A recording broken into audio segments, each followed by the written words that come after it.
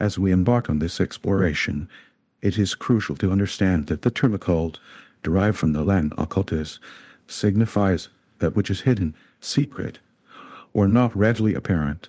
Therefore, occult magic, in its broadest sense, pertains to systems of knowledge and practice that aim to access and manipulate hidden or unseen forces and energies within the universe. At the very heart of occult magic lies the concept of hidden knowledge. This isn't merely about keeping information secret for its own sake, but rather a belief that certain truths about reality are not accessible through ordinary means. This knowledge is often esoteric, meaning it is intended for and likely understood by only a small number of people with specialized knowledge or interest. It is transmitted through lineages of initiates, carefully guarded texts, and symbolic languages that require interpretation and decoding. This secrecy also stems from the belief that such knowledge can be dangerous in the wrong hands, or that its power is diminished if revealed to the uninitiated. Now, what exactly do practitioners do with this hidden knowledge? They put it into practice through rituals and practices. These are the outward manifestations of the inner workings of occult magic. Rituals act as a bridge between the mundane and the spiritual realms. They are carefully constructed sequences of actions, words, and symbolic gestures designed to create a specific energetic environment and facilitate communication with or influence upon unseen forces. These rituals often involve the use of sigils, talismans, and other symbolic objects that are believed to hold specific power or represent particular entities or energies. Divination practices such as tarot reading, astrology, and scrying are also commonly employed to gain insight into the past, present, and future, and to discern the will of these unseen forces. The purpose of these rituals can vary widely, from healing and protection to divination and the manipulation of external events. Finally, understanding occult magic necessitates an appreciation of its historical evolution. It is not a monolithic entity, but a complex tapestry woven from diverse threads spanning millennia and cultures. From the shamanistic traditions of ancient civilizations to the Hermetic and Neoplatonic philosophies of the classical world, and from the medieval grimoires of ceremonial magic to the modern revival of Wicca and other pagan traditions, occult magic has continuously adapted and evolved. Studying its history reveals the profound influence it has exerted on art, literature, philosophy, and even science throughout the ages. We see echoes of occult ideas in the Renaissance fascination with alchemy and astrology, in the Romantic movement's embrace of the mystical and the sublime, and in the development of depth psychology. Recognizing this historical context is crucial for avoiding simplistic or stereotypical understandings of the occult and for appreciating its rich and enduring legacy.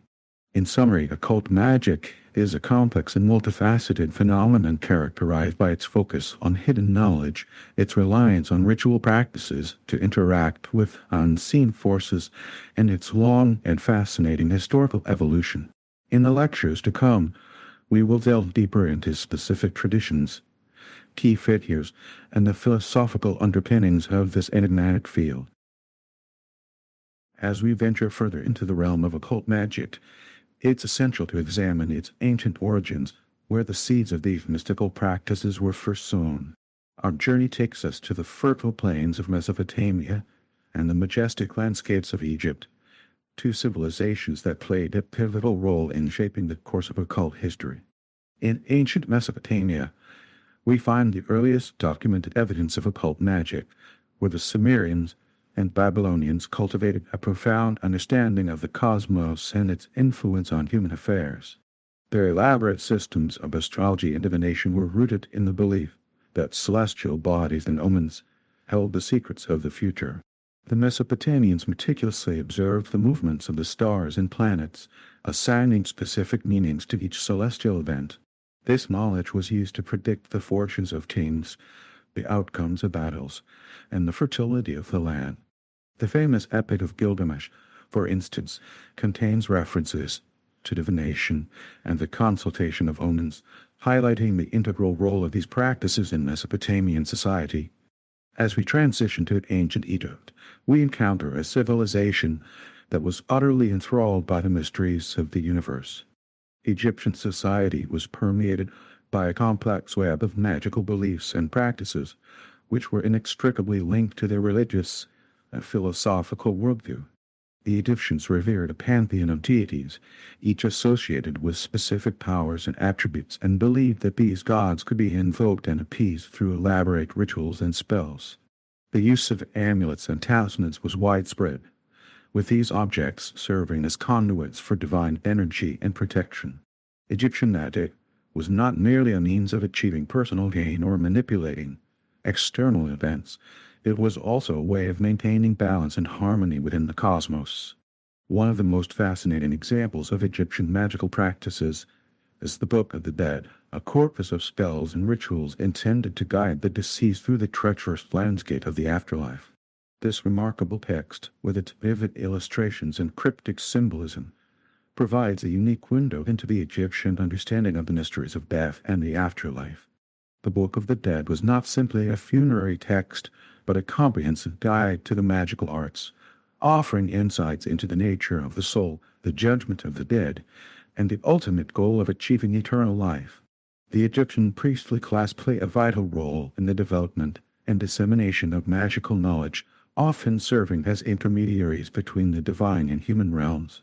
Their rituals and spells were designed to maintain the balance of the cosmos, ensure the pharaoh's legitimacy, and provide protection against evil spirits and malevolent forces. The Egyptians also developed a sophisticated system of magical symbolism, where images, hieroglyphs, and geometric patterns were used to convey complex ideas and invoke specific energies. In both Mesopotamia and Egypt, we see the emergence of a distinctive feature of occult magic: the concept of a hidden, underlying reality that can be accessed and influenced through magical means. This idea would continue to evolve and spread throughout the ancient world, influencing the development of mystical and esoteric traditions in the Mediterranean, the Middle East, and beyond. As we continue our exploration of occult magic, we will delve deeper into the historical and cultural contexts that shaped these practices, examining the ways in which they were transmitted, transformed, and adapted over time. As we continue to explore the evolution of occult magic, we find ourselves in the midst of a fascinating era, marked by the convergence of various philosophical, spiritual, and mystical traditions. The Hellenistic period, with its rich cultural and intellectual landscape, witnessed the emergence of Hermeticism, a philosophical and spiritual tradition that would profoundly shape the course of Western esotericism.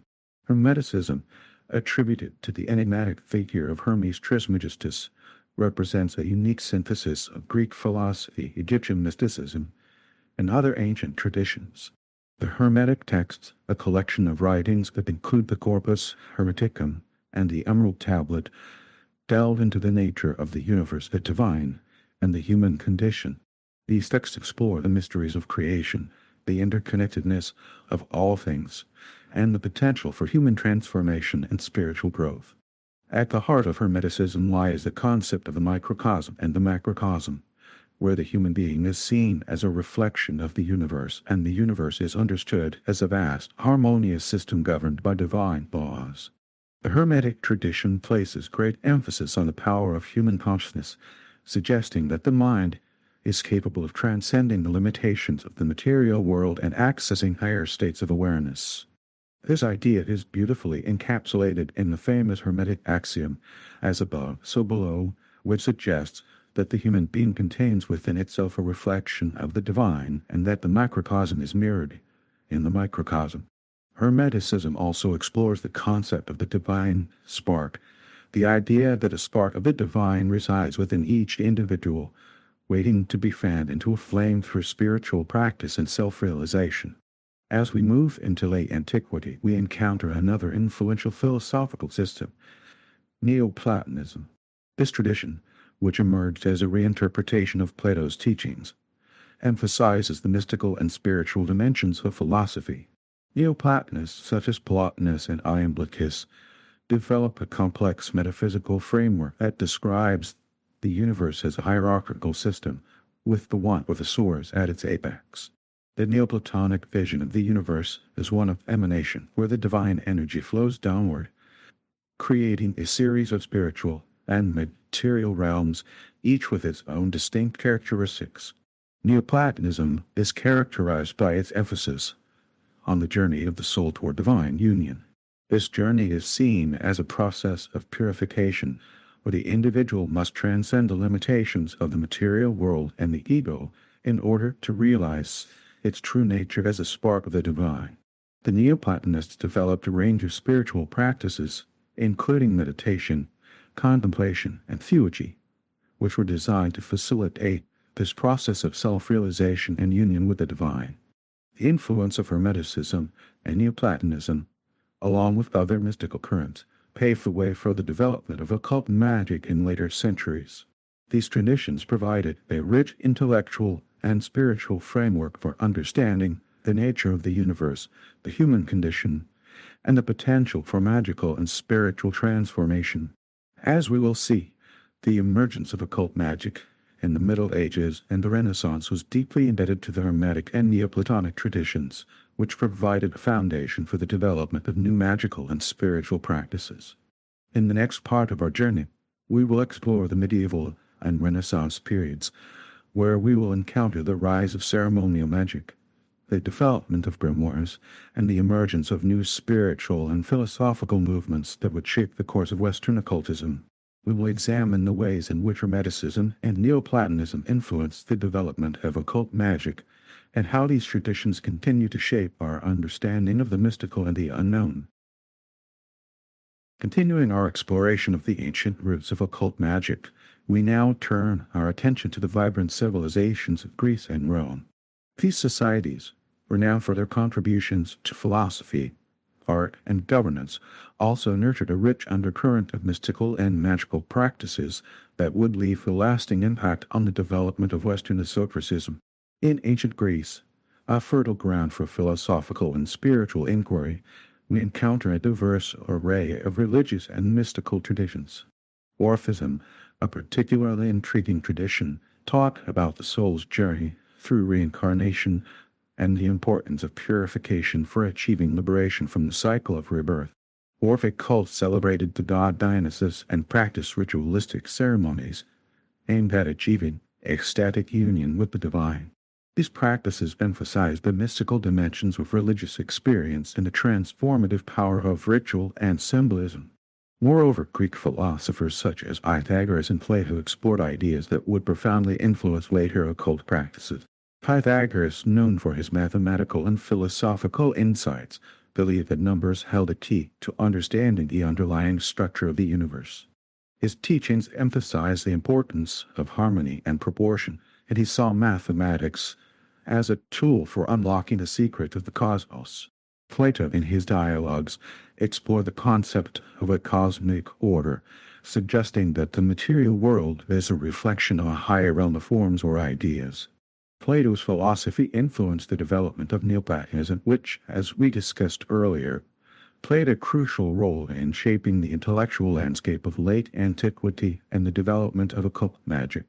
Moving westward to ancient Rome, we encounter a civilization that absorbed and integrated various religious and magical practices from the territories it conquered. Roman magic drew upon a diverse range of sources, including Greek, Egyptian, and Eastern traditions. Astrology, divination, and rituals aimed at influencing the gods and goddesses were common practices in Roman society. The Romans believed in the power of omens and portents, and they consulted soothsayers and diviners to interpret the will of the gods and predict the future. Roman magic was not limited to religious or ceremonial contexts. It also played a role in everyday life, with people using spells and amulets for protection, healing, and success.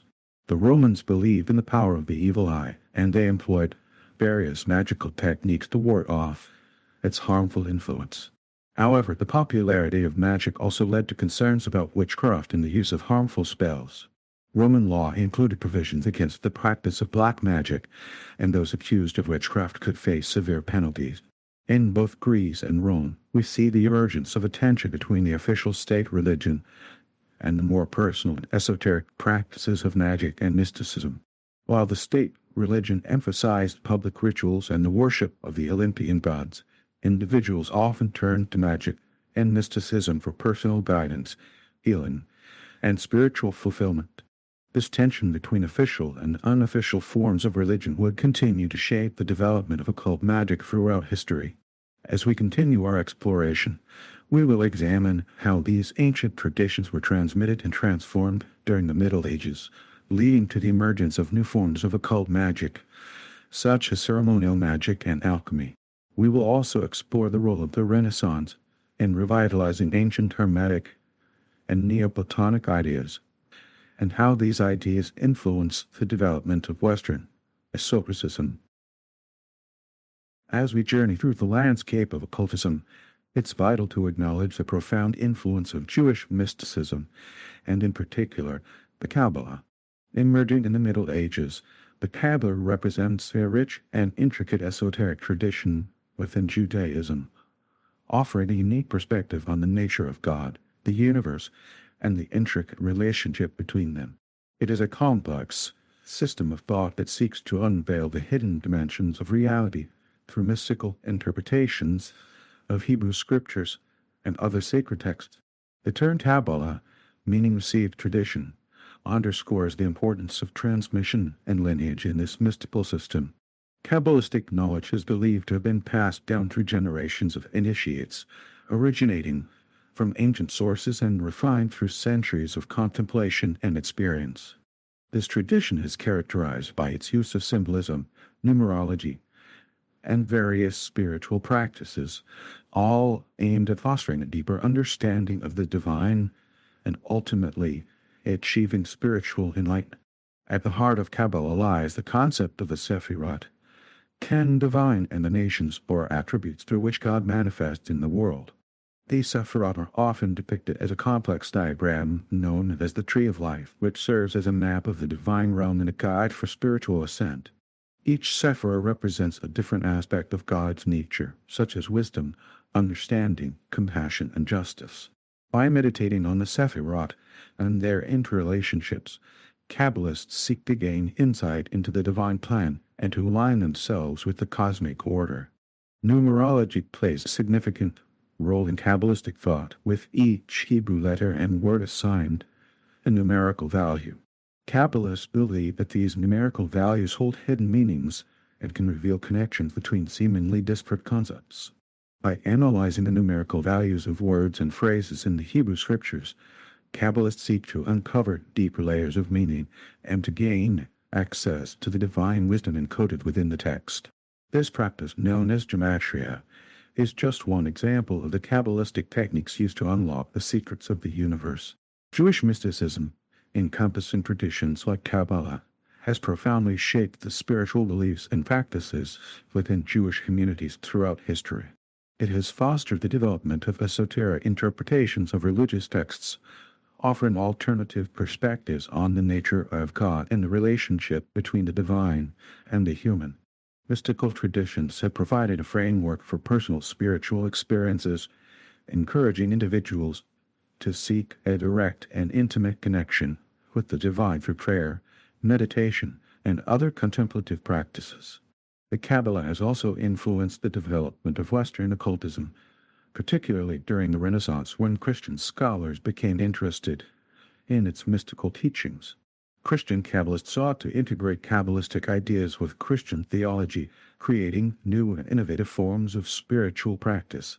The Hermetic Order of the Golden Dawn, a prominent occult society in the late 19th and early 20th centuries, drew heavily on Kabbalistic symbolism and techniques, incorporating them into its complex system of ritual magic.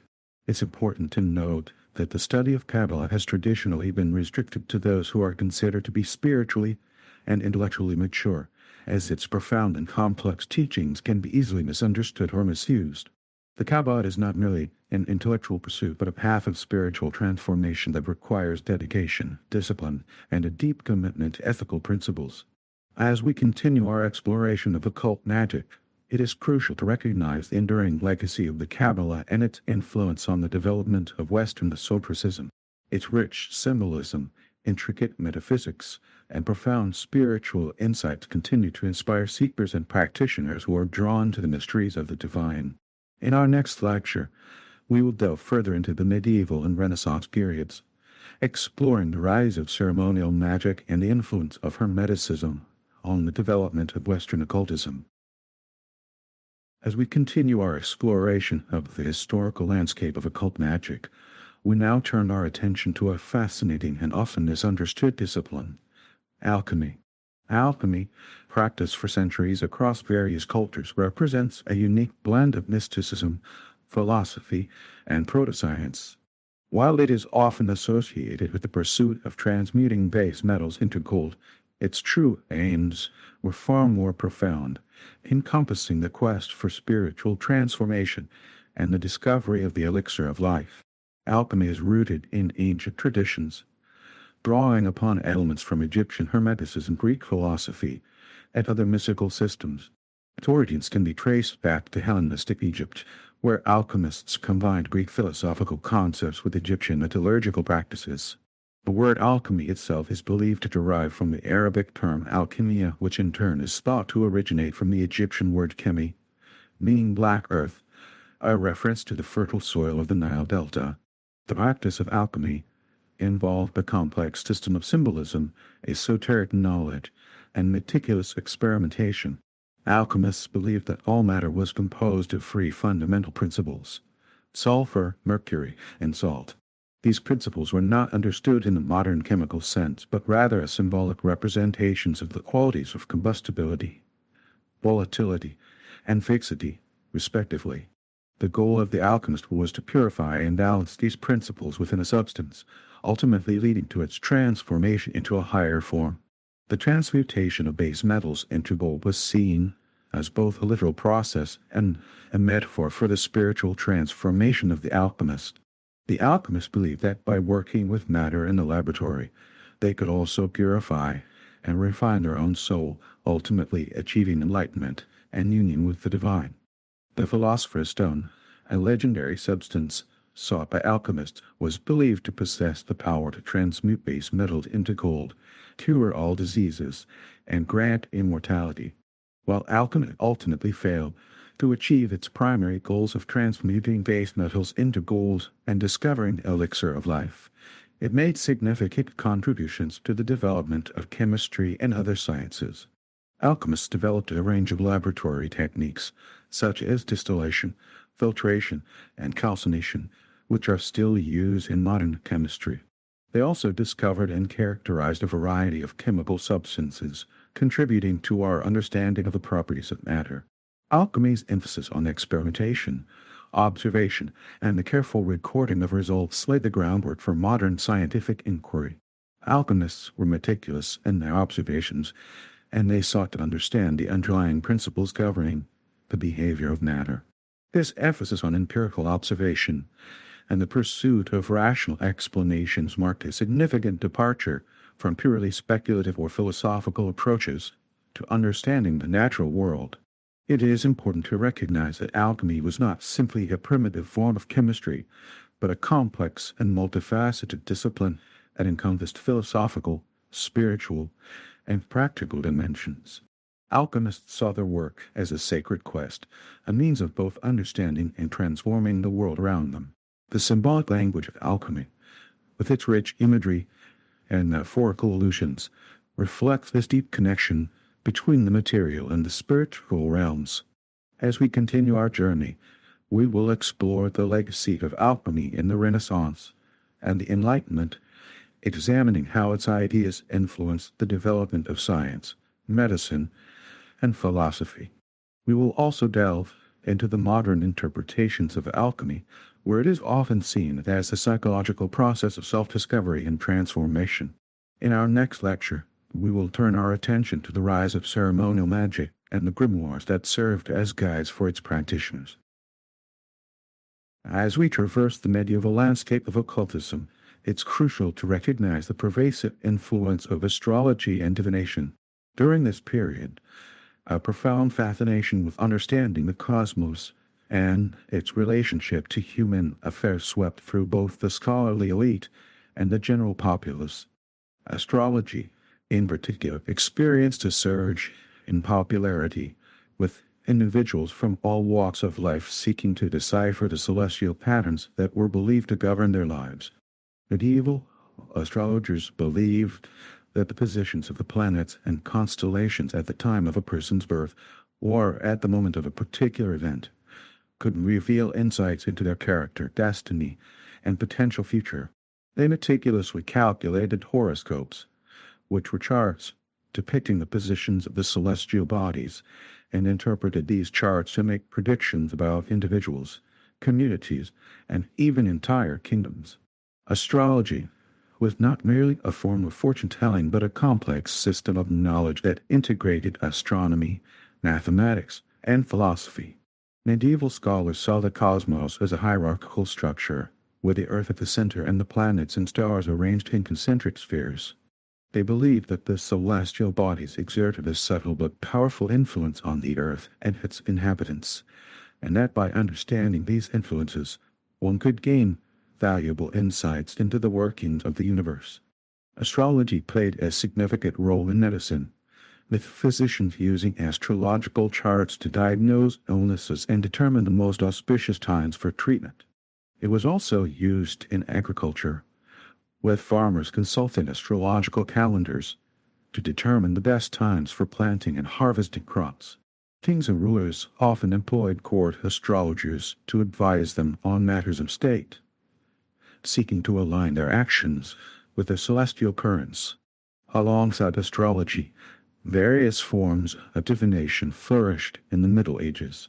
Divination practices aimed to gain insights into the past, present, and future through the interpretation of signs, symbols, and omens. Tarot card readings, with their rich symbolism and allegorical imagery, became increasingly popular, offering individuals a means of exploring their inner selves and gaining guidance in their lives. Scrying, the practice of gazing into a reflected surface, such as a crystal ball or a bowl of water, was another common form of divination. Scryers sought to enter a trance-like state in which they could perceive visions and receive messages from the spirit world. Other forms of divination included geomancy, the interpretation of patterns formed by casting earth or sand, and augury, the interpretation of the behavior of birds. Divination practices were often used for guidance and decision-making, providing individuals with a sense of control in a world often characterized by uncertainty and hardship. They also served as a means of connecting with the unseen realms and seeking wisdom from beyond the material world. It's important to acknowledge that astrology and divination were not universally accepted during the Middle Ages. The Church, in particular, viewed these practices with suspicion, as they were seen as potentially challenging the authority of divine revelation. However, despite the opposition of some religious authorities, astrology and divination continued to thrive, reflecting the deep human desire to understand the mysteries of the universe and to seek guidance in navigating the complexities of life. As we continue our exploration of occult magic, we will examine the ways in which astrology and divination were integrated into the broader framework of Western esotericism, influencing the development of ceremonial magic, alchemy, and other mystical traditions. In our next lecture, we will turn our attention to the rise of grimoires, the handbooks of magic that provided detailed instructions for performing rituals, conjuring spirits, and manipulating the forces of nature. As we navigate the history of the occult, it becomes impossible to ignore the shadow cast by the witch hunts of the late medieval and early modern periods. This era, marked by fear, superstition, and religious intolerance, represents a dark chapter in Western history, and it is crucial to examine it with both critical awareness and sensitivity. At the heart of the European witch hunts lies the Malleus Maleficarum, or Hammer of Witches, a treatise on witchcraft published in 1486 by two German Dominican monks, Heinrich Kramer and Jane Sprender. This book, far from being a neutral or objective investigation of witchcraft, presented a profoundly distorted and misogynistic view of the phenomenon. The Malleus Maleficarum became a key text in witch hunts, providing a framework for identifying, prosecuting and punishing those accused of witchcraft. The book argued that witchcraft was primarily a female phenomenon, asserting that women were more susceptible to demonic influence due to their supposedly weaker intellect and greater carnal desires. It portrayed witches as agents of the devil engaged in acts of sacrilege, infanticide, and the desecration of religious symbols. The Malleus Maleficarum provided detailed descriptions of supposed witchcraft practices, including flying on broomsticks, attending nocturnal gatherings known as Sabbats, and engaging in sexual relations with demons. The publication of the Malleus Maleficarum coincided with a period of intense social and religious upheaval in Europe. The rise of the printing press facilitated the rapid dissemination of the book, contributing to the spread of fear and paranoia about witchcraft. The Protestant Reformation and the Catholic Counter-Reformation further fueled religious tensions, creating an environment in which accusations of heresy and witchcraft could easily be used to settle scores and persecute those deemed to be different or threatening. The witch hunts resulted in the persecution and execution of countless individuals, primarily women, who were accused of witchcraft. Accusations were often based on flimsy evidence, such as rumors, hearsay, or personal animosities. Torture was commonly used to extract confessions, and those accused of witchcraft were often denied fair trials or legal representation. The witch hunts had a devastating impact on communities, tearing apart families and creating an atmosphere of fear and suspicion. It is important to recognize that the witch hunts were not simply a product of irrational superstition. They were also rooted in social, economic, and political factors. Accusations of witchcraft were sometimes used to target marginalized groups, such as poor women, widows, and healers, who were seen as challenging the established social order. The witch hunts also served as a means of consolidating power, allowing religious and secular authorities to assert their control over communities and suppress dissent. The witch hunts gradually declined in the 17th and 18th centuries as skepticism about witchcraft grew and legal reforms were implemented to protect the rights of the accused. However, the legacy of the witch hunts continues to haunt us today, serving as a stark reminder of the dangers of religious extremism, the misuse of power, and the consequences of prejudice and intolerance. The events surrounding the Malleus Maleficarum and the witch hunts underscore the importance of critical thinking, skepticism, and a commitment to protecting the rights of all individuals, regardless of their beliefs or social status. They also highlight the need to be vigilant against the spread of misinformation and the manipulation of fear for political or ideological purposes. As we continue our exploration of occult magic, it is essential to remember the lessons of the witch hunts and to approach this complex and often controversial subject with sensitivity, respect, and a commitment to historical accuracy. In our next lecture, we will turn our attention to the Renaissance and the revival of Hermeticism, examining how this philosophical and spiritual tradition influenced the development of Western esotericism. As we transition into the Renaissance, we witness a significant resurgence of interest in the occult, marking a pivotal moment in the history of Western esotericism. This period, characterized by intellectual ferment, artistic innovation, and a renewed appreciation for classical learning, provided a fertile ground for the development of ceremonial magic as a prominent and influential tradition. Ceremonial magic, also known as high magic or ritual magic, emphasizes the use of elaborate rituals, symbolic language, and the invocation of spirits to achieve specific goals. Unlike folk magic, which often relies on simple spells and charms, ceremonial magic involves complex procedures, detailed instructions, and a deep understanding of occult principles. The practitioners of ceremonial magic sought to harness the power of the cosmos and the spirit world to effect changes in the material realm. Ceremonial magic draws upon a variety of sources, including Hermeticism, Neoplatonism, Kabbalah, and ancient pagan traditions. It integrates elements of astrology, alchemy, and divination into its complex system of practice. The rituals of ceremonial magic often involve the use of sacred spaces, elaborate costumes, symbolic objects, and the recitation of prayers and incantations. One of the key figures in the development of Renaissance ceremonial magic was Heinrich Cornelius Agrippa von Nettesheim (1486 to 1535), often known simply as Agrippa. Agrippa was a German polymath, physician, and occult philosopher who wrote extensively on magic, astrology, alchemy, and Kabbalah. His most famous work, De Occulta Philosophia Libritres, 3 books of occult philosophy, published in 1531, became the foundational text for Western occultism. In De Occulta Philosophia, Agrippa presented a comprehensive overview of occult philosophy, drawing upon ancient traditions and seeking to integrate magic with natural philosophy. He argued that magic was a legitimate science based on the understanding of the hidden forces of nature and the power of the human will. Agrippa emphasized the importance of knowledge, discipline, and ethical conduct in the practice of magic.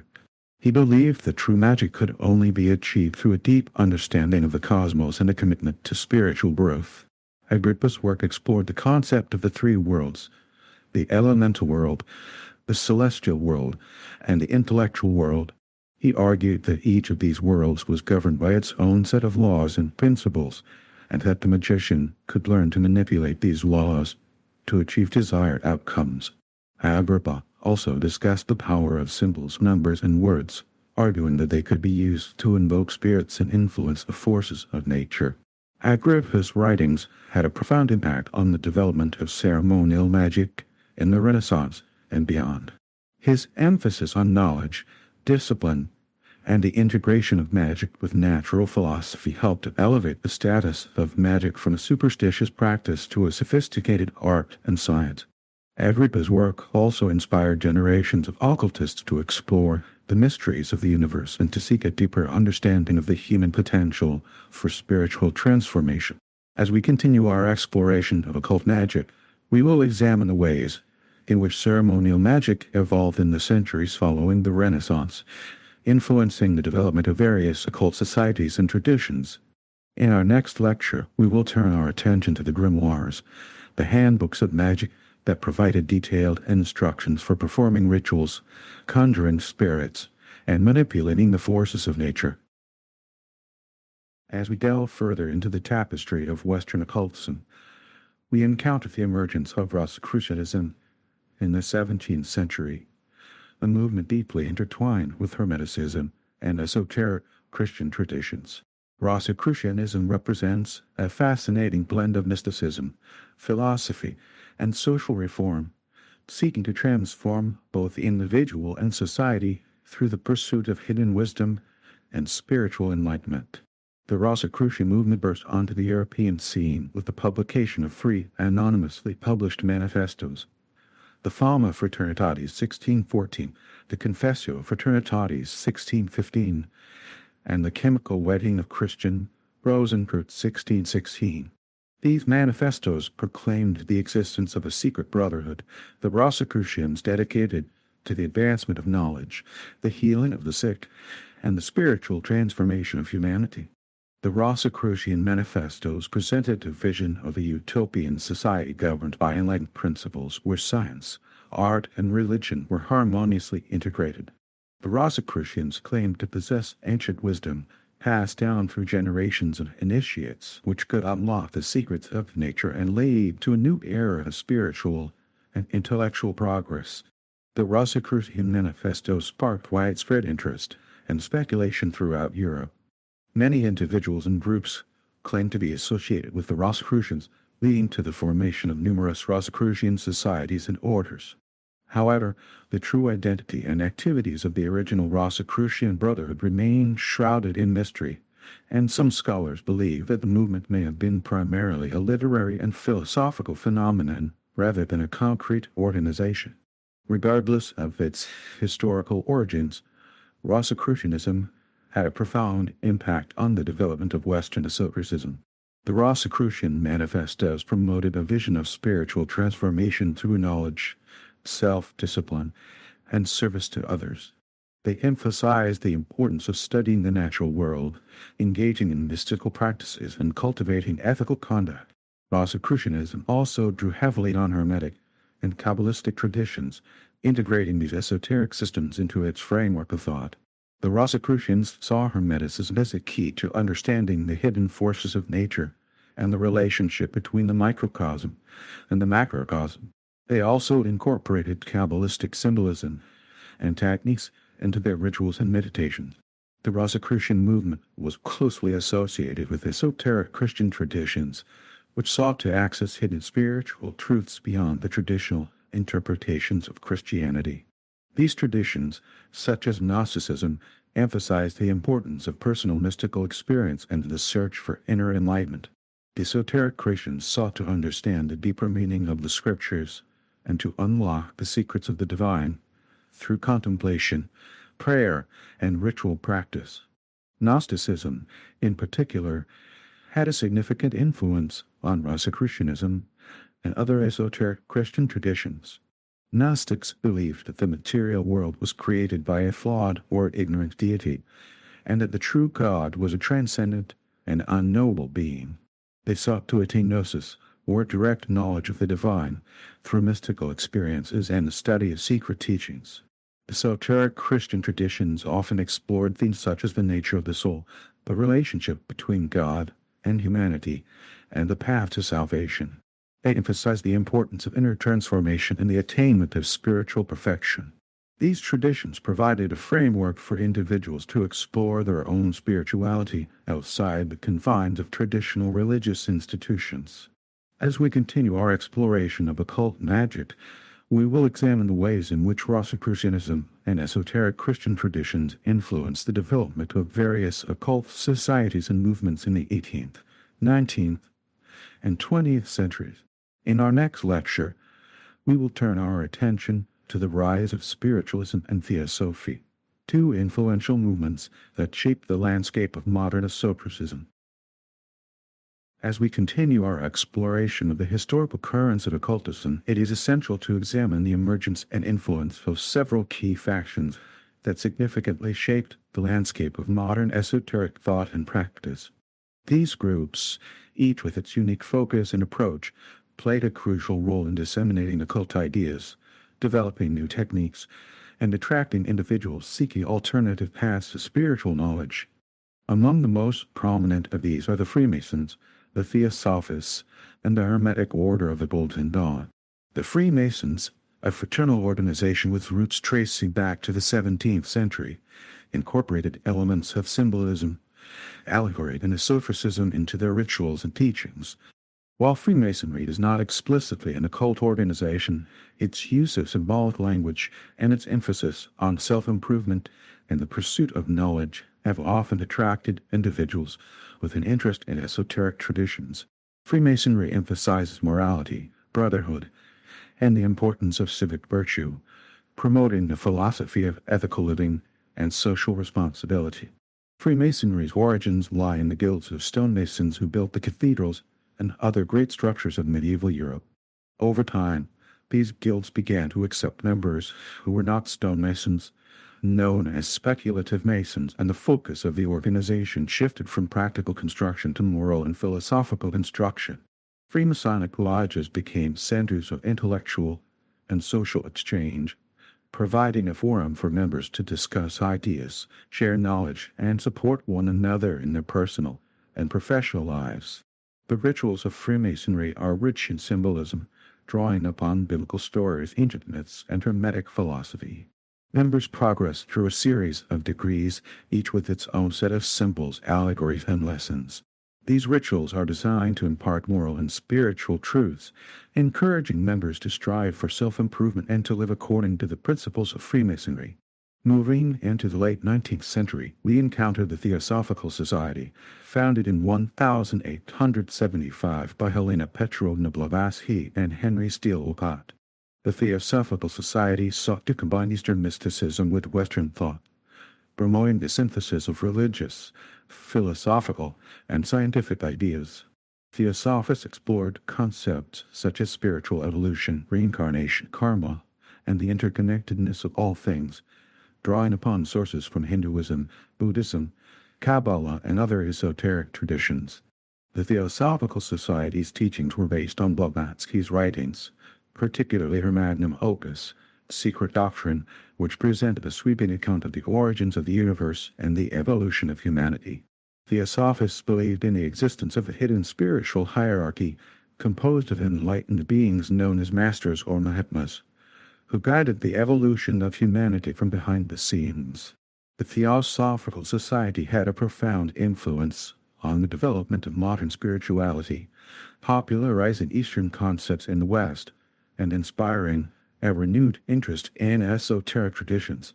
Theosophists promoted a message of universal brotherhood and the importance of transcending religious and cultural boundaries in the pursuit of spiritual knowledge.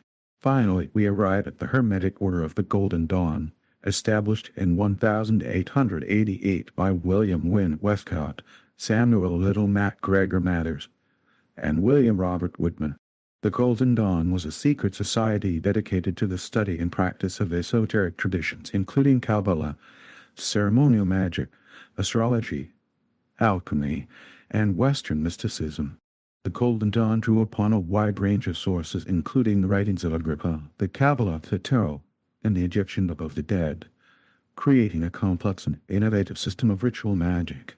The Golden Dawn had a hierarchical structure, with members progressing through a series of grades, each with its own set of rituals, teachings, and initiations. The rituals of the Golden Dawn were elaborate and dramatic, involving the use of symbolic objects, costumes, and incantations.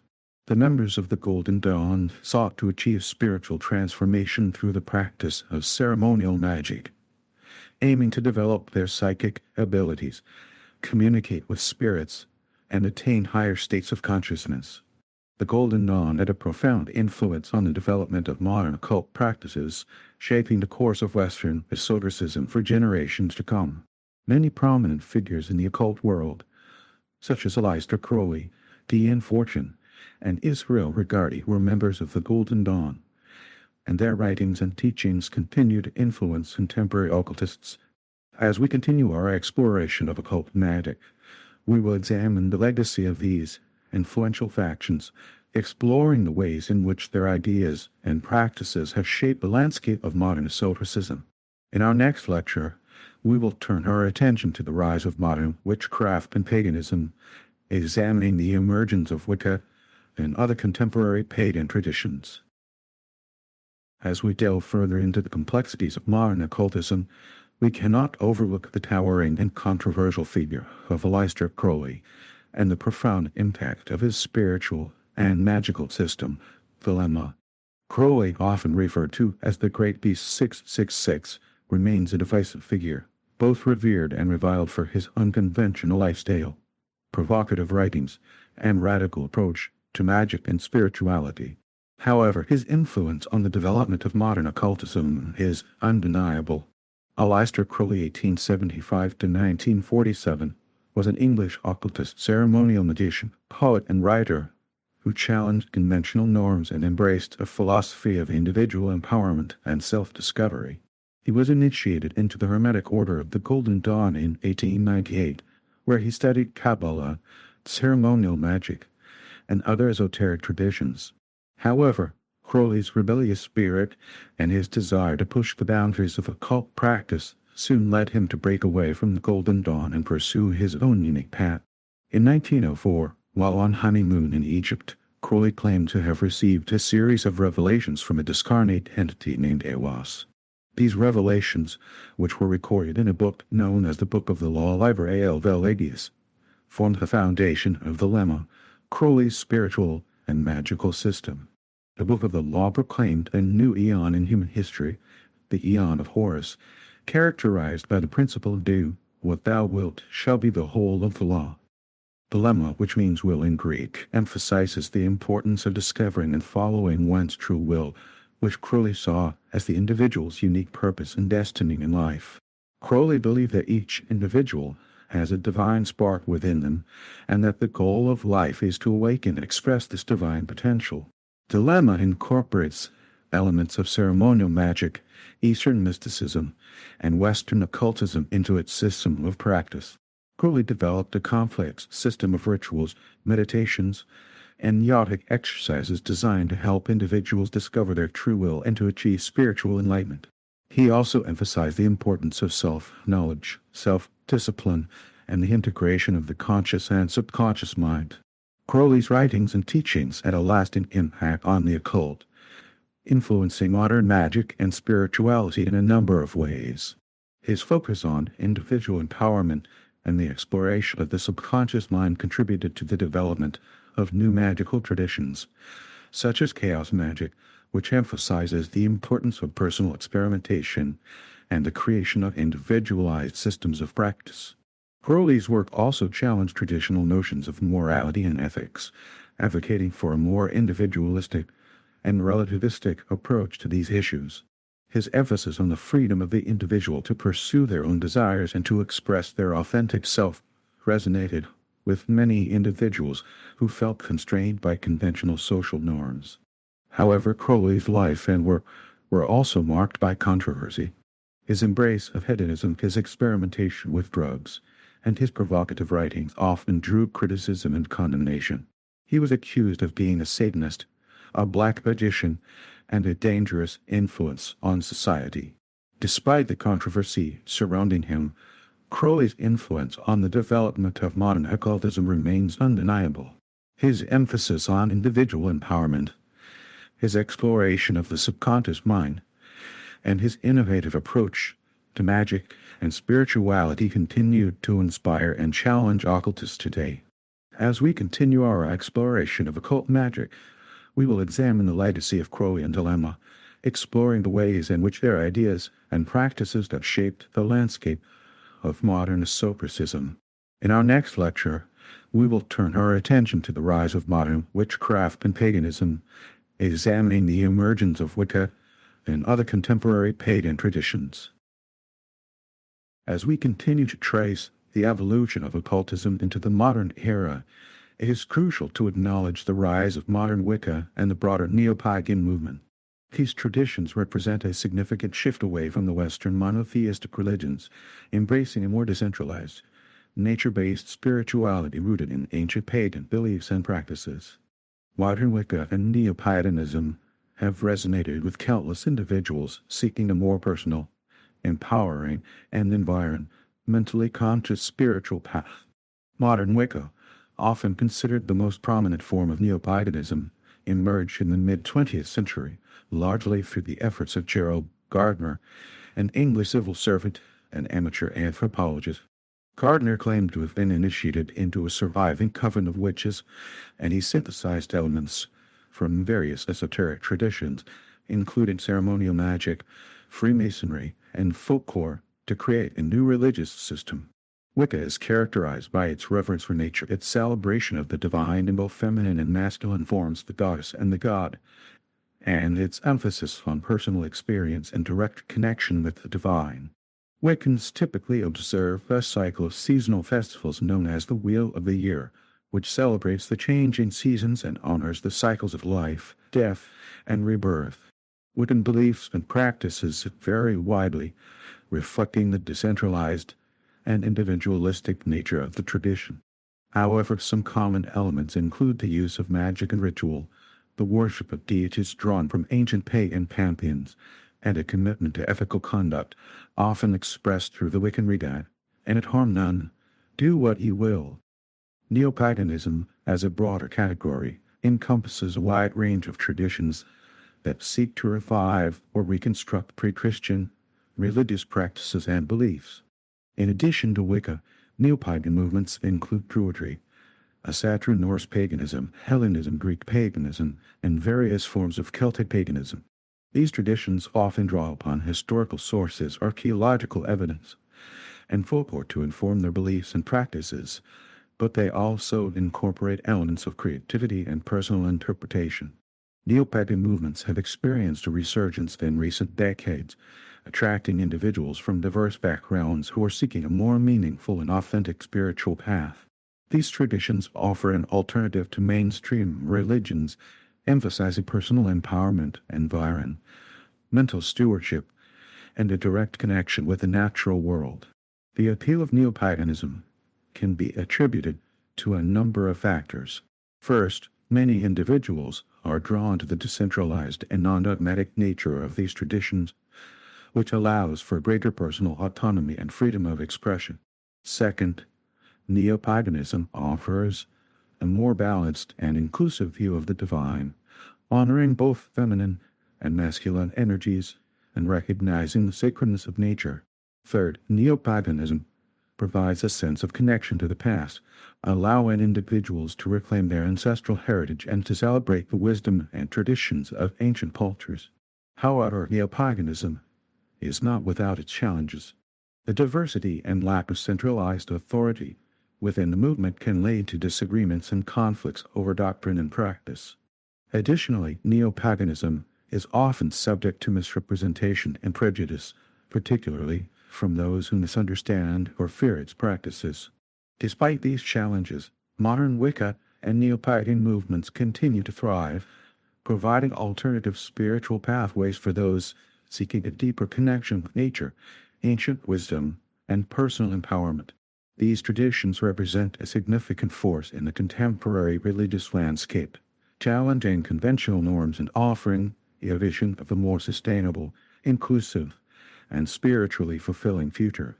As we continue our exploration of occult magic, we will examine the legacy of modern Wicca and neo-paganism, exploring the ways in which their ideas and practices have shaped the landscape of modern esotericism. In our next lecture, we will turn our attention to contemporary trends in occultism, examining the emergence of chaos magic, the use of technology in magical practice, and the ongoing dialogue between occultism and science. As we approach the present day in our exploration of occult magic, we encounter a radical and transformative force known as chaos magic. Emerging in the late 1970s, chaos magic represents a departure from traditional magical systems, emphasizing individual creativity, experimentation, and the power of the will to shape reality. It is a dynamic and adaptable approach to magic that has resonated with a generation of practitioners seeking to break free from rigid structures and explore the boundless potential of the human mind. Chaos magic arose from a confluence of influences, including the writings of Aleister Crowley, the principles of Discordianism, and the emerging field of cybernetics. Its early proponents, such as Peter J.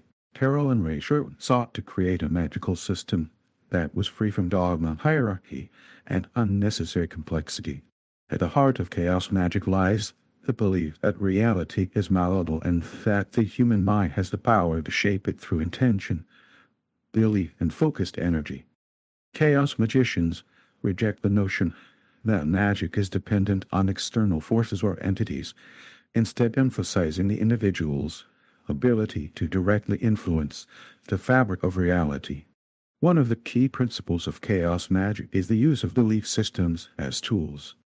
Chaos magicians recognize that belief systems, whether religious, scientific, or magical, are essentially mental constructs that can be adopted and discarded as needed to achieve specific goals. They may temporarily adopt a particular belief system to perform a magical working, and then abandon that belief system once the working is complete.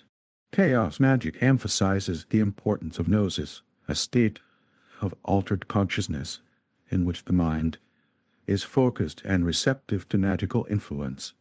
Various techniques are used to achieve gnosis, including meditation, sensory deprivation, and intense emotional states. Unlike traditional magical systems, which often relied on elaborate rituals and fixed symbols, chaos magic encourages practitioners to create their own personalized rituals and symbols. This emphasis on creativity and experimentation allows chaos magicians to tailor their magical practices to their individual needs and preferences. Chaos magic also incorporates elements of humor and irreverence, challenging the often solemn and self-serious atmosphere of traditional magic. Chaos magicians recognize that laughter can be a powerful tool for breaking down mental barriers and accessing altered states of consciousness. The four tenets of chaos magic can be summarized as follows. Nothing is true, everything is permitted.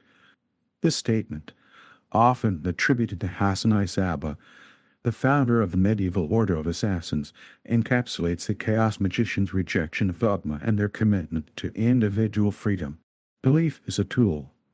Belief systems are not seen as fixed truths, but rather as instruments that can be used and discarded as needed. Gnosis is essential. Achieving a state of altered consciousness is crucial for effective magical practice. Personal experimentation is key. Chaos magicians are encouraged to develop their own unique methods and approaches to magic. Humor and irreverence are valuable. Laughter can be a powerful tool for breaking down mental barriers and accessing altered states of consciousness. Chaos magic has had a significant impact on the development of modern occultism, influencing a wide range of magical practices and spiritual traditions. Its emphasis on individual empowerment, experimentation, and the rejection of dogma has resonated with a generation of practitioners seeking a more flexible and adaptable approach to magic. However, chaos magic is not without its critics.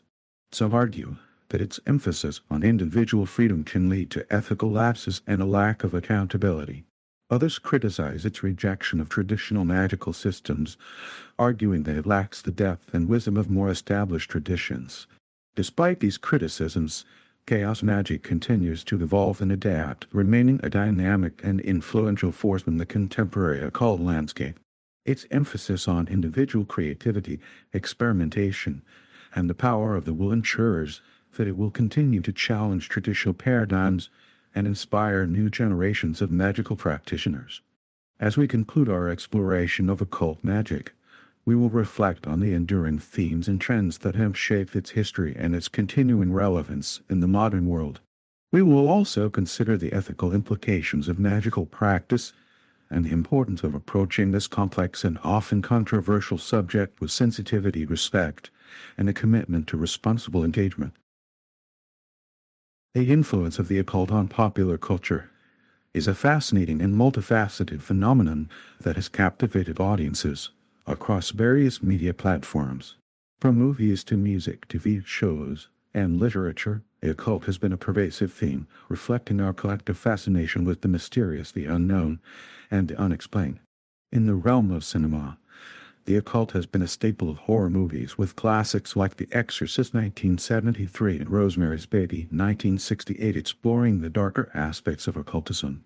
However, the occult has also been featured in fantasy epics like Harry Potter 2001 to 2011 and The Lord of the Rings 2001 to 2003, showcasing its potential for magic, wonder, and adventure. In music, occult themes and imagery have been employed by a wide range of artists, from heavy metal bands like Black Sabbath and Iron Maiden to hip-hop artists like Jay-Z and Kanye West. These artists often incorporate occult symbols, lyrics, and aesthetics into their work, attracting a devoted following and sparking controversy among critics and audiences alike.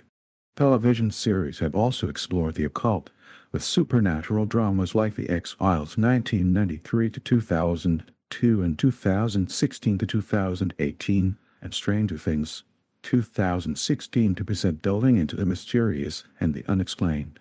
Reality TV shows like Ghost Hunters 2004 to 2012 and Paranormal Witness 2011 to 2016 have also capitalized on the public's fascination with the occult, featuring paranormal investigations and supernatural encounters. Literature has long been a fertile ground for occult themes, with authors like H.P. Lovecraft, Aleister Crowley, and Dennis Wheatley exploring the darker aspects of occultism in their works. Modern authors like Neil Gaiman, Clive Barker, and Anne Rice have also incorporated occult elements into their fiction, often blending horror, fantasy, and supernatural themes. The appeal of the occult in popular culture can be attributed to several factors. Firstly, the occult represents a realm of mystery and intrigue, offering a glimpse into the unknown and the unexplained. Secondly, occult themes often tap into our deep-seated fears and anxieties, providing a safe outlet for exploring and confronting these emotions. Finally, the occult has a rich cultural and historical heritage, drawing upon ancient mythologies, symbolism, and rituals that continue to captivate and inspire artists and audiences alike. However, the portrayal of the occult in popular culture has also been criticized for its sensationalism, inaccuracy, and potential for misinformation. Some critics argue that the occult is often reduced to simplistic or stereotypical representations, perpetuating negative stereotypes and reinforcing misconceptions about occultism and its practices. In conclusion, the influence of the occult on popular culture is a complex and multifaceted phenomenon, reflecting our collective fascination with the mysterious, the unknown, and the unexplained. While the occult has been a rich source of inspiration for artists and creators, it is essential to approach its representation in popular culture with nuance, sensitivity, and a critical eye, recognizing both its potential for creative expression and its potential for misinformation and exploitation. As we continue to explore the intersection of the occult and popular culture, we will examine the ways in which the occult has been portrayed in various media platforms, from film and literature to music and television. We will also consider the implications of this portrayal, including its impact on public perception, cultural attitudes, and individual beliefs and practices. By examining the complex and multifaceted relationship between the occult and popular culture, we can gain a deeper understanding of the power of the occult to inspire, captivate, and transform us. The intersection of the occult and conspiracy theories is a complex and often fraught area, where genuine historical and philosophical inquiries can become entangled with speculation, misinformation, and even harmful ideologies. Understanding this relationship requires a careful and critical approach, distinguishing between legitimate research and unsubstantiated claims. One of the primary connections between the occult and conspiracy theories lies in the allure of secret societies. Throughout history, various groups have maintained a degree of secrecy regarding their rituals, teachings, and membership. While many of these societies, such as the Freemasons, are primarily fraternal or philosophical organizations, their secrecy has often fueled speculation about their hidden influence on world events.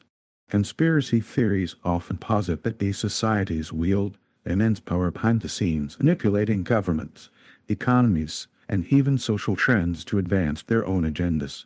Another common theme is the idea of forbidden or hidden knowledge. Many conspiracy theories center around the notion that certain groups possess esoteric or occult knowledge that is deliberately kept from the public. This knowledge is often believed to grant these groups a superior understanding of the world and the ability to control or manipulate others. The alleged suppression of this knowledge is seen as a means of maintaining power and preventing the masses from achieving enlightenment or liberation. Furthermore, many conspiracy theories suggest that occult powers are actively used by elite groups to maintain control over society. These theories often involve allegations of ritual abuse, mind control, and the use of magical techniques to influence individuals or events on a large scale. Such claims are often based on speculation and misinformation, lacking credible evidence and perpetuating harmful stereotypes. Belief in unseen forces operating behind world events is another central element in many occult-related conspiracy theories. These theories often posit the existence of supernatural entities, such as demons or extraterrestrial beings, that are secretly manipulating human affairs. Such beliefs can be deeply entrenched in religious or spiritual frameworks, and they can be difficult to challenge with rational arguments or empirical evidence. It is crucial to approach these theories with a critical and discerning mind. While it is important to acknowledge the historical influence of secret societies and the enduring appeal of occult ideas, it is equally important to recognize the potential for misinformation and harmful ideologies to spread under the guise of conspiracy theories.